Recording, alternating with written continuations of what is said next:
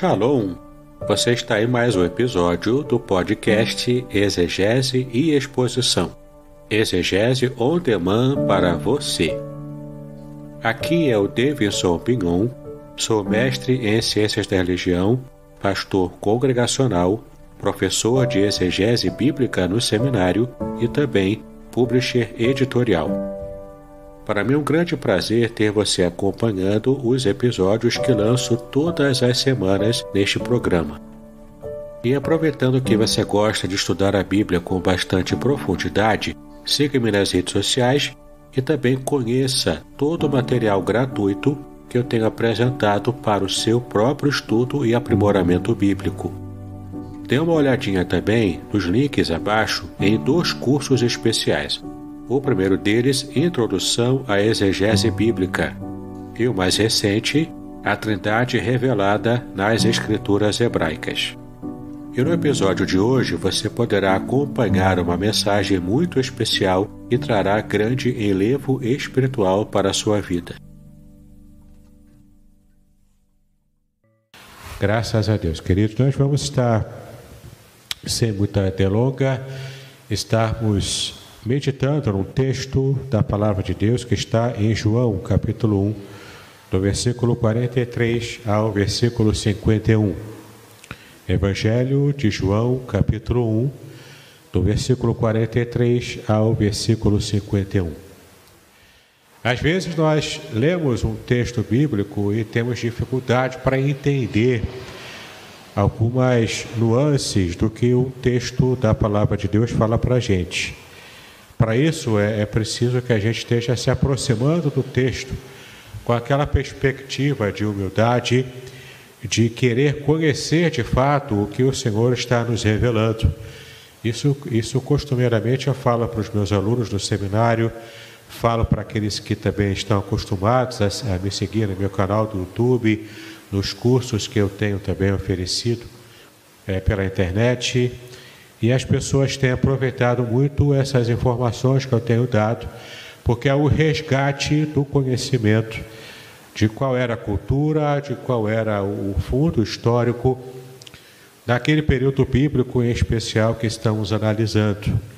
Porque estamos distantes, tanto no tempo, quanto no espaço, na geografia, quanto na cultura, às vezes a gente tem muita dificuldade para entender o que realmente a Bíblia diz. E esse trecho, ele vai nos exemplificar essa verdade que nós vamos ler agora e trazer para nós o quanto é importante estarmos resgatando o contexto cultural original de uma passagem da Bíblia. Então vamos abrir em João, capítulo 1, do versículo 43 ao versículo 51, que diz o seguinte: No dia seguinte que Jesus ir a Galileia, e achou a Filipe, e disse-lhe: Segue-me. E Filipe era de Betsaida, cidade de André e de Pedro. Filipe achou Natanael e disse-lhe: Havemos achado aquele de quem Moisés escreveu na lei e os profetas, Jesus de Nazaré, filho de José. Disse-lhe Natanael: Pode vir alguma coisa boa de Nazaré? Disse-lhe Filipe: Vem e vê. Jesus viu Natanael vir ter com ele e disse dele: Eis aqui um verdadeiro israelita em quem não há dolo. Disse-lhe Natanael: De onde me conheces tu? Jesus respondeu e disse-lhe: Antes que Filipe te chamasse, te vi eu, estando tu debaixo da figueira. Natanael respondeu e disse-lhe: Rabi, tu és o Filho de Deus, tu és o Rei de Israel. Jesus respondeu e disse-lhe: Por que te disse, vi-te debaixo da figueira, crês? Coisas maiores do que estas verás. E disse-lhe: Na verdade vos digo que daqui em diante vereis o céu aberto e os anjos de Deus subindo e descendo sobre o Filho do Homem. É interessante o quanto essa passagem mostra para cada um de nós alguns detalhes interessantes e fica algo que nos intriga ainda hoje, porque desconhecemos, como eu disse, o contexto cultural original. Por que Natanael esteve reconhecendo o senhorio de Cristo apenas porque Jesus disse que eu te vi debaixo da figueira? Por que Natanael teve essa reação? Será porque ele tinha percebido que Jesus havia visto como um dom espiritual, como alguém que não tinha nenhuma possibilidade de ver e perceber que debaixo da figueira existia um homem que estava fazendo alguma coisa, ou quem sabe descansando?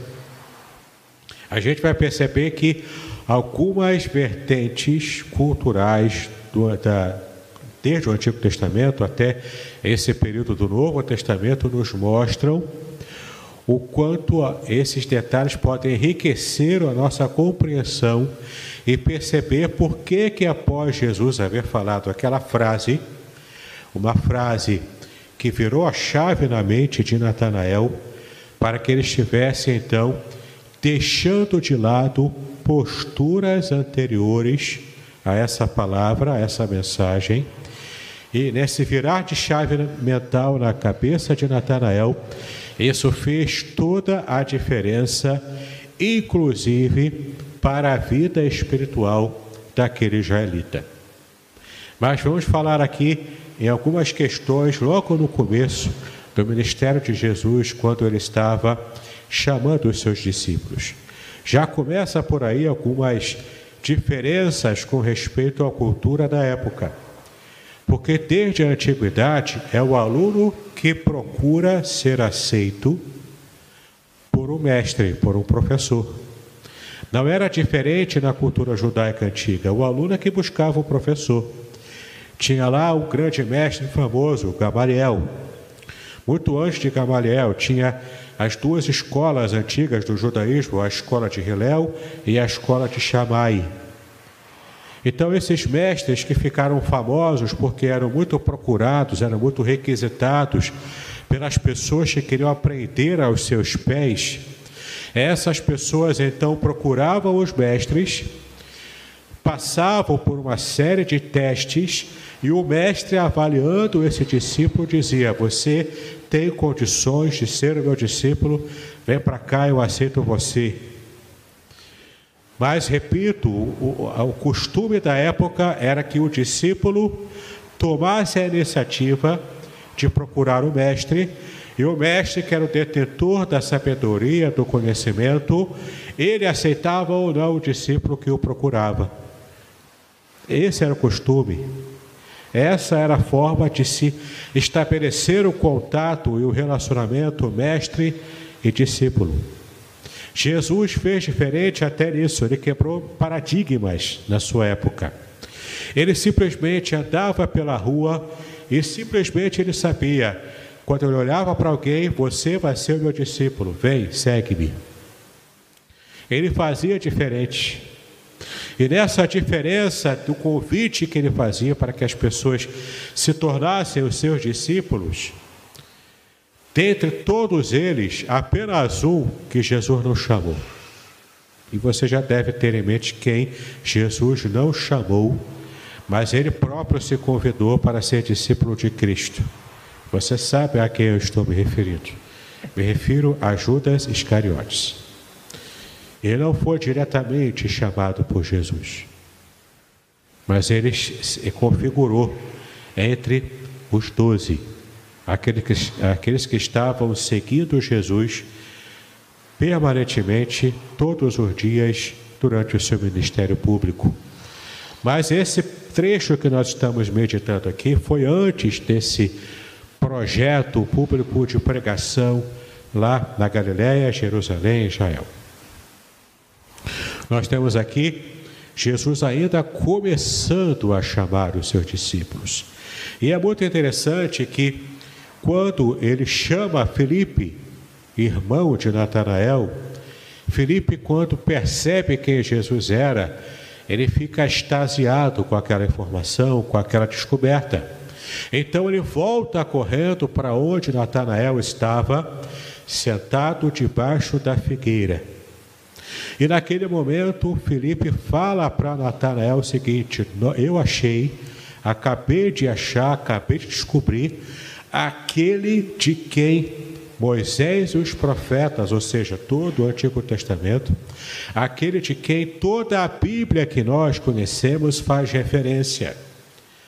Todas as escrituras sagradas, Moisés tipificando a lei, os profetas tipificando aqueles que estavam sendo a voz de Deus para profetizar a palavra de Deus ao povo, todos eles apontam para uma única pessoa, o Mashiach, o Messias, o ungido de Israel, o ungido que Deus separou para abençoar, para salvar, para curar, para trazer vida abundante ao seu povo.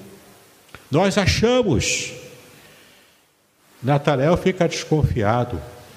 Por que ele ficou desconfiado? Porque Filipe disse para ele: Jesus, o Nazareno. Ele se refere a Jesus, o filho de José, criado em Nazaré. Pergunto para os irmãos: por que nós não conseguimos perceber o tipo de preconceito que Natanael teve quando ele disse que Jesus era nazareno? Repito, porque ele estava sentado debaixo da figueira. E porque ele teve esse preconceito contra Jesus quando Filipe disse que ele era de Nazaré.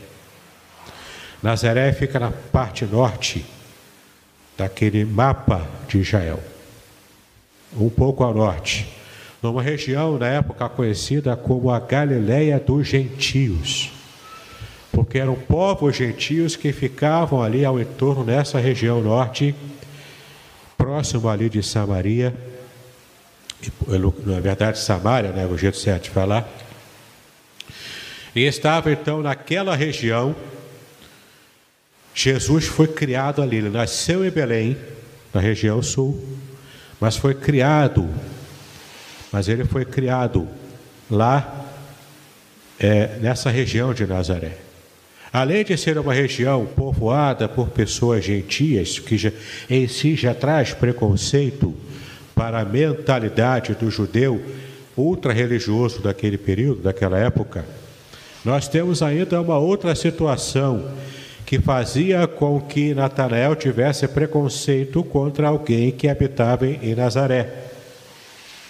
Nazaré era uma vila pequena, tão pequena quanto Belém.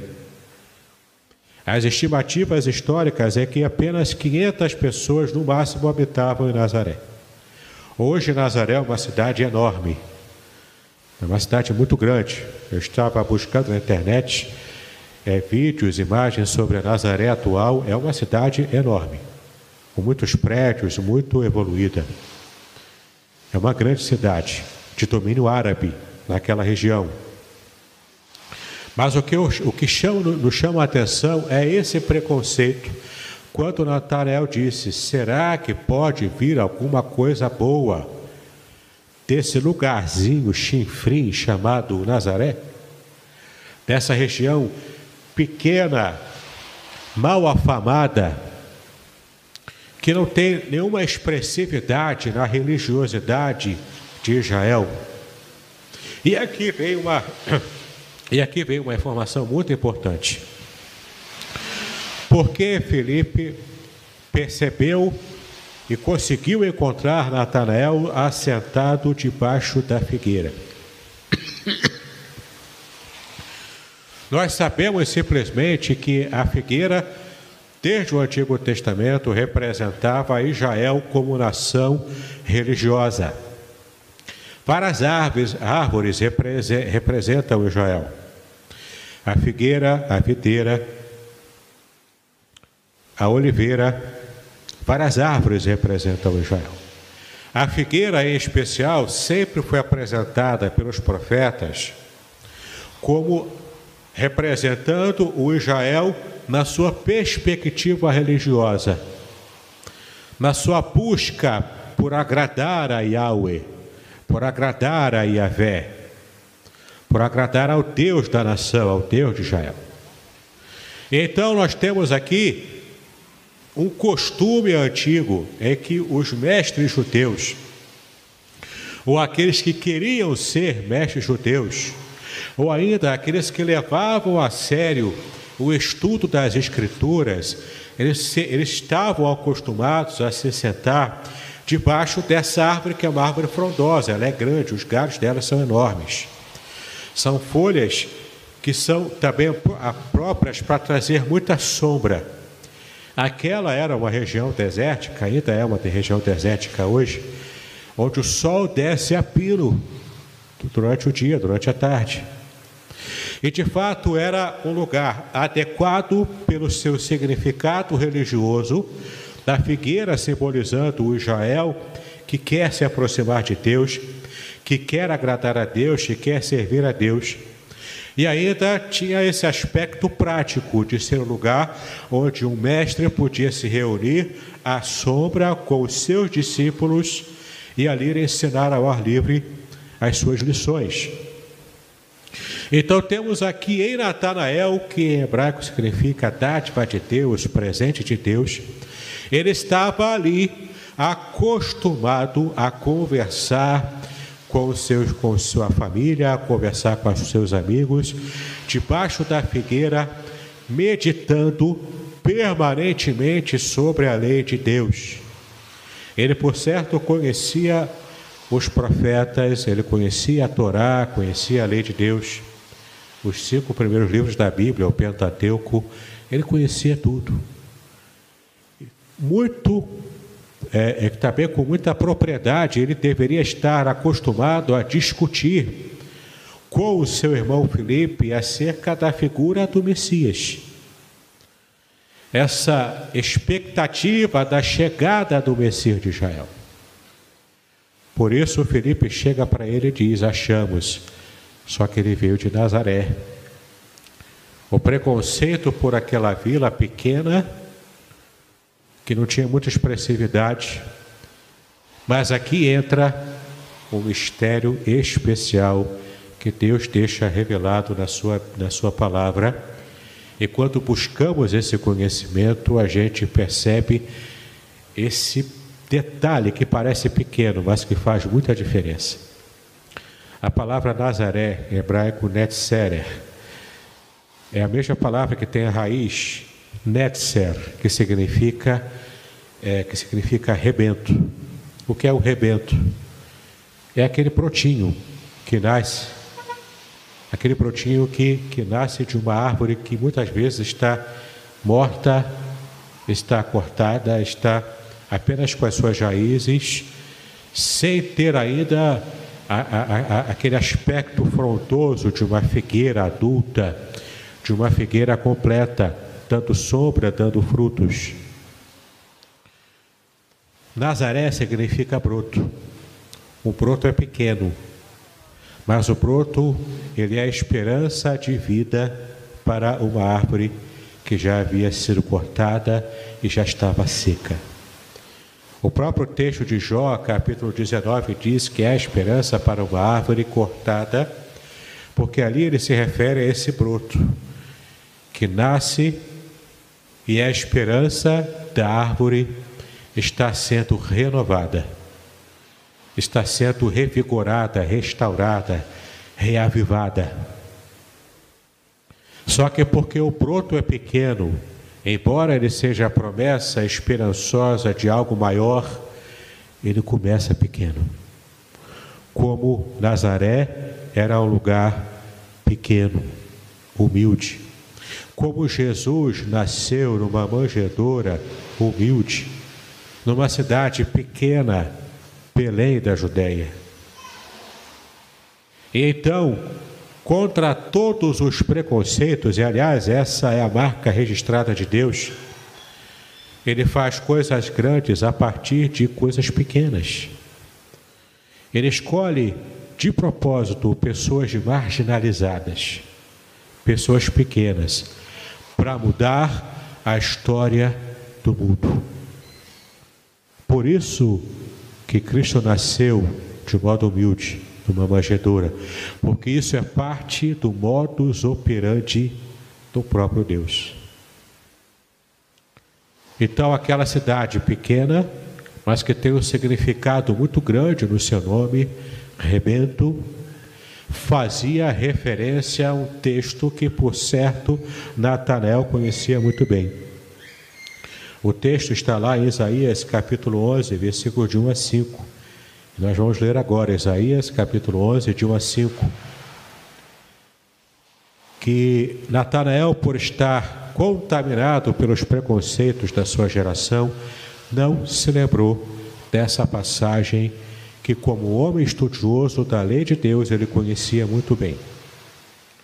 Isaías capítulo 11, de 1 a 5, diz o seguinte: porque brotará um rebento do tronco de Jessé. Jessé, o pai de Davi, da linhagem da tal linhagem veio o próprio Senhor. Então, o rebento, aquele que virá da linhagem de Jessé. Então, porque brotará um rebento, um netzer, do tronco de Jessé, e das suas raízes um renovo frutificará. E repousará sobre ele o Espírito do Senhor, o Espírito de sabedoria, de entendimento, o Espírito de conselho, de fortaleza, o Espírito de conhecimento, de temor do Senhor. E deleitar-se-á no temor do Senhor, e não julgará segundo a vista dos seus olhos, e nem repreenderá segundo o ouvir dos seus ouvidos, mas julgará com justiça aos pobres, e repreenderá com equidade aos mansos da terra, e ferirá a terra com a vara da sua boca, e com o sopro dos seus lábios matará o ímpio. E a justiça será o cinto dos seus lombos, e a fidelidade o cinto das suas entranhas. Veja que detalhe importante que aparece nesse texto, que é um texto messiânico. É um texto que se refere ao Messias de Israel, prometido desde a antiguidade. E aqui, diante dos olhos de Filipe e de Natanael, estava a concretização. Pelo fato de vir de um lugar pobre, mas um rebento, sinalizando a esperança que estava nascendo, e ainda não podia ser vista em sua plenitude, porque ainda estava em um começo humilde. Assim como muitos desprezaram o Senhor Jesus ao longo da sua vida e do seu ministério por causa da sua origem humilde. E algumas pessoas pensavam, não, o Messias de Deus, do Deus Todo-Poderoso, tem que nascer num palácio, tem que ser um rei guerreiro, que venha para cá e libertar a gente desse inferno criado pelos romanos. E então aquele rebento, aquele brotinho humilde vai crescendo, vai se desenvolvendo, e a bênção do Senhor aparece trazendo salvação para toda a humanidade, não apenas para Israel.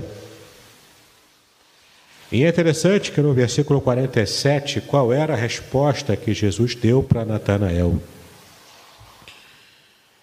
Quando ele disse que eu vi Natanael assentado debaixo da figueira, representando o interesse arguto dele de conhecer a lei, daquele esforço que ele tinha por servir e agradar a Deus, Jesus então enxergou não meramente uma visão de alguém sentado debaixo de uma árvore, aproveitando a sombra ou até lendo a lei de Deus, mas ele enxergou o coração daquele homem.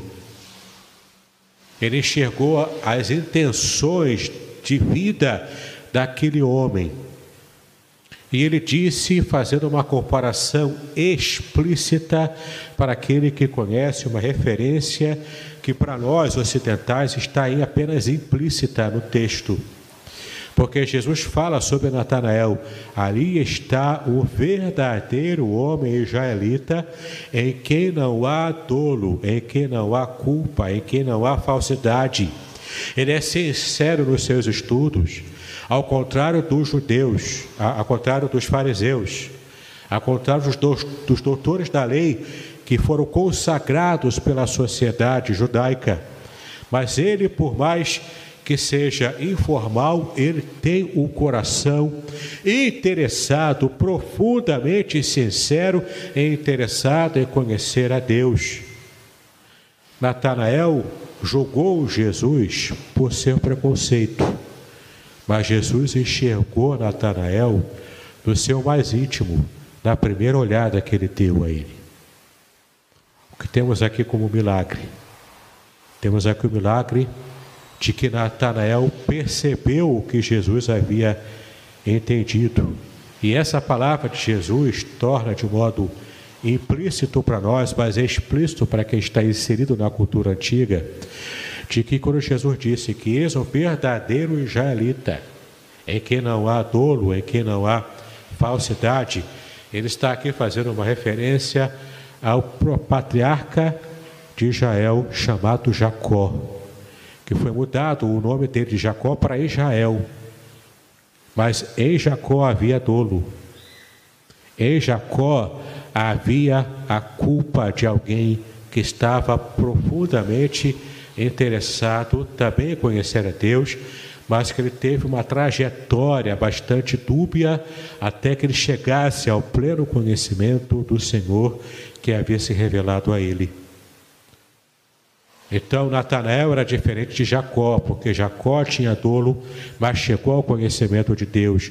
Natanael, desde o começo, não tinha dolo.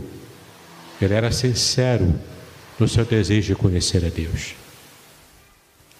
Então esse é o verdadeiro israelita, no qual não há dolo. E agora, para a gente fechar essa mensagem, versículos 50 e 51, nós lemos que Jesus disse, finalizando essa conversa, recebendo também aquela declaração de fé do próprio Natanael, que havia se despido do seu preconceito momentâneo, inicial, para que esteja realmente compreendendo e conhecendo o Senhor, o Messias revelado a ele. Então Jesus diz nos versículos 50 e 51, porque te disse, vide debaixo da figueira, você crê, coisas maiores do que essas você verá se me seguir, se me conhecer. E no versículo 51 disse, na verdade vos digo que daqui em diante vereis o céu aberto e os anjos de Deus subindo e descendo sobre o Filho do Homem. Mais uma referência a Jacó e o sonho que ele teve em Betel, deitado com a sua cabeça sobre uma pedra, tentando descansar, mas naquele momento ele teve um sonho.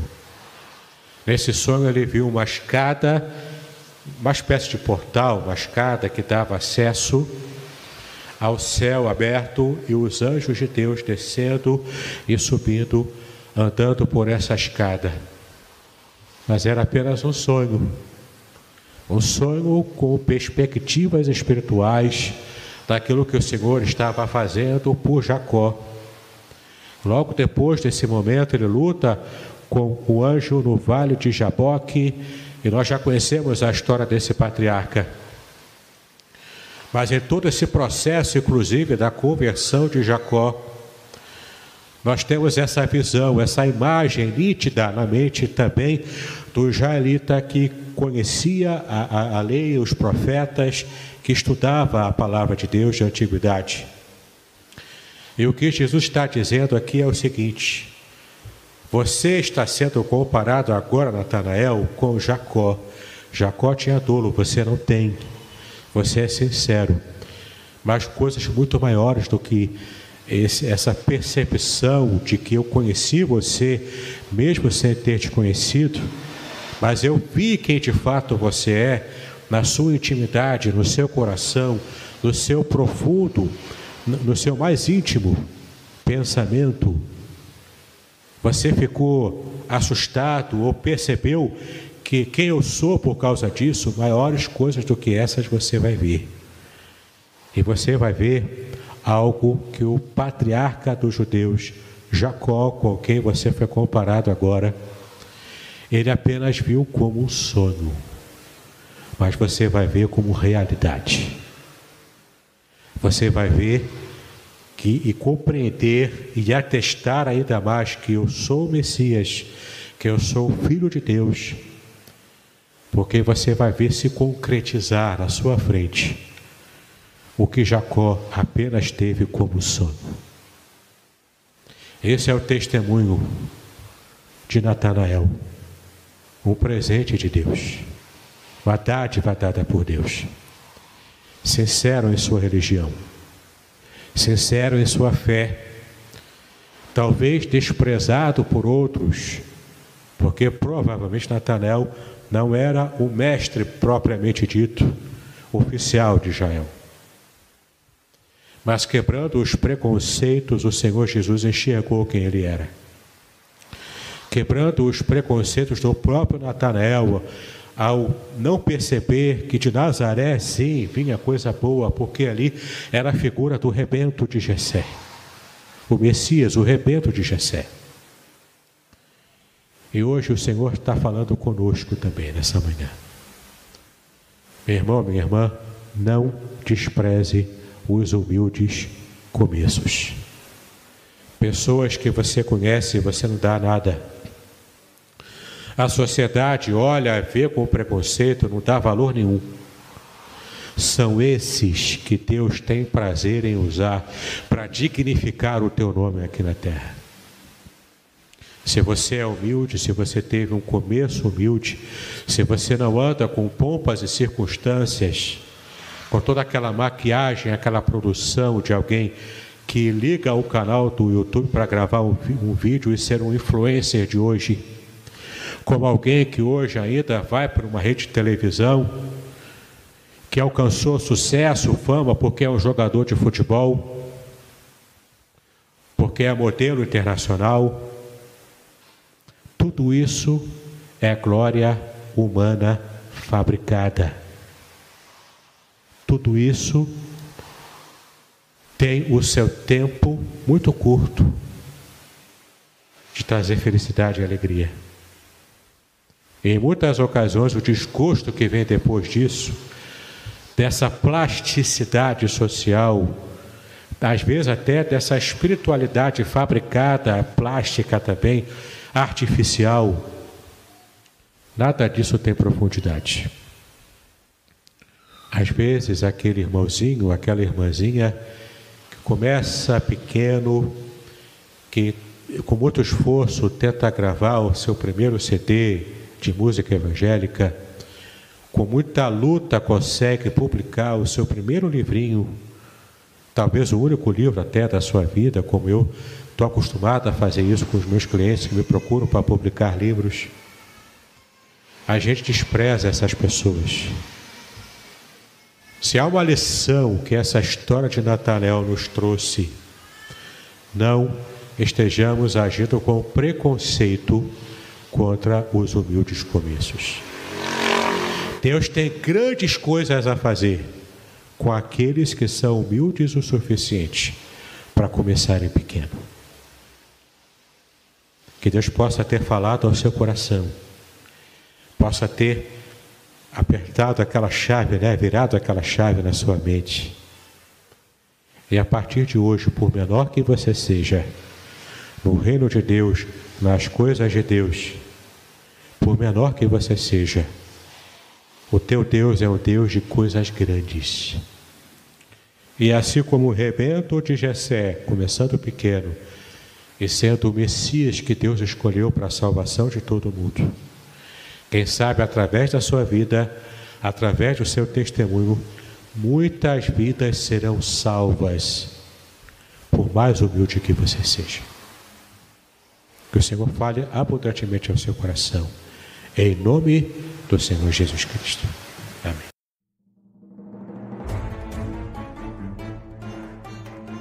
Muito bem, agora o que eu gostaria de ver é a sua participação. Entre em contato comigo, compartilhe a sua experiência comigo e quem sabe até se você enviar em formato de áudio, eu possa aproveitar a sua experiência para apresentar no próximo episódio do podcast Exegese e Exposição. Eu sou Davidson Pignon e eu ajudo pastores e líderes cristãos a fazer estudos bíblicos da igreja, sem terem problemas com interpretações erradas. Se você então está pensando em compreender a sua Bíblia com segurança, não deixe de assistir a mais episódios como este aqui. Então, assine o canal, acione o sininho, curta, comente e também compartilhe. Ajude-me a ampliar o alcance com estudos bíblicos de qualidade na internet. Que Deus abençoe os seus estudos, paz e bênçãos sobre a sua vida.